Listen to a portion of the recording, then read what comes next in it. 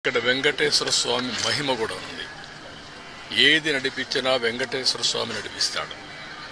మనం నిమిత్త మాత్రం ఆయన ఒకసారి తలుచుకొని ఆయన పేరుతో మనం ఏ పని చేపట్టినా అది ఆయనే సుజావుగా జరిపించే పరిస్థితి వస్తారు. అది నా ప్రగాఢమైన నమ్మకం, విశ్వాసం.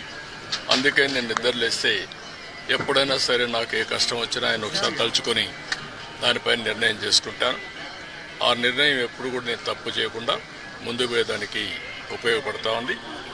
ఇక్కడుండే వాళ్ళు కూడా ప్రతి ఒక్కరూ ఇక్కడ పనిచేసే వాళ్ళు కానీ వచ్చే భక్తులు కానీ పవిత్రమైన భావంతో మీరు ఇక్కడ ఉండాల్సిన అవసరం ఉంది.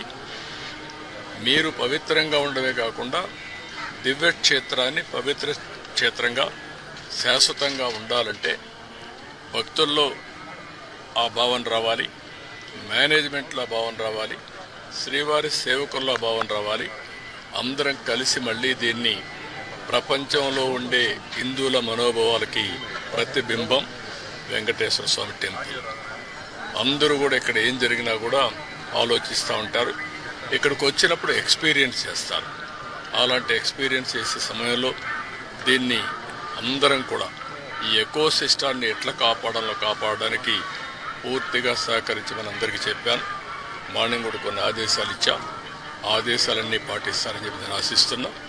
ఎప్పటికప్పుడు గవర్నమెంట్ ఓవరాల్ గైడెన్స్ ఇస్తాం.